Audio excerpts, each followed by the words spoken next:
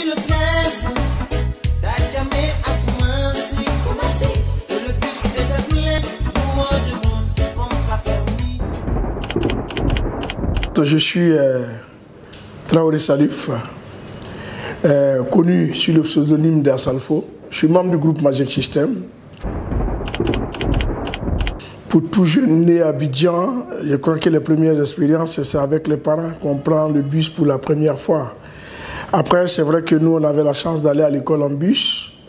Donc, mon histoire personnelle avec la Sotra ne date pas de maintenant, ça date depuis mes années primaires jusqu'à mes années collège. À l'époque, on avait la chance d'être boursier, donc on avait des cartes de bus qui nous permettaient de partir à l'école et de revenir.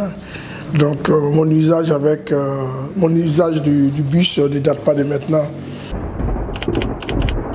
L'anecdote que j'ai avec la Sotra, ce n'est pas pas un exemple à suivre. C'est plutôt des petites mésaventures qu'on a eues ça et là pendant nos années où on était un peu plus jeunes.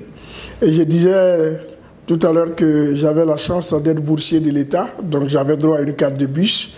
Et à l'époque, comme on voulait arrondir un peu nos petites dépenses, on les vendait, ces cartes de bus, et après on se transformait en petits primériens parce qu'on allait au collège un peu trop jeune.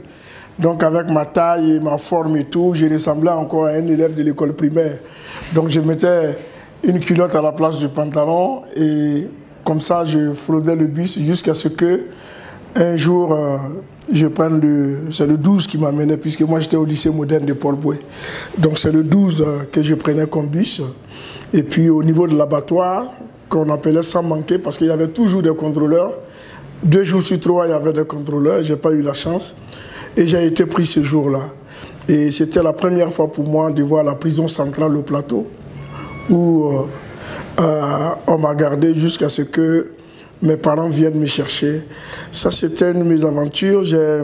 Depuis ce jour, j'ai commencé à comprendre l'importance de payer son droit de transport parce que c'est avec ce que nous payons qu'on entretient les bus, qu'on paye de nouveaux bus et c'est notre contribution aussi. Donc frauder, c'est un manque à gagner pour la Sotra et donc un manque à gagner pour nous. Quand il y a moins de bus, il y a plus de retard et au niveau de nos déplacements, on est pénalisé. Voilà, j'ai compris ça plus tard, mais bon, aujourd'hui, je crois que les choses ont changé et que tous les élèves maintenant sont conscients. Et je voulais profiter de l'occasion pour dire merci à la Sotra qui transporte tous ces milliers et ces millions, je peux dire, d'élèves à travers toute la ville d'Abidjan. Soyons tous citoyens face à la Sotra parce que généralement, quand il y a des petites brouilles et tout, on se retourne vers les propres bus qui nous transportent pour les casser, pour les brûler. Et c'est comme si on brûlait nos propres moyens de transport, comme si on brûlait nos pieds. Et pour tout le service que la Sotra nous rend, je crois qu'elle ne doit pas être la première victime de nos actes de vandalisme.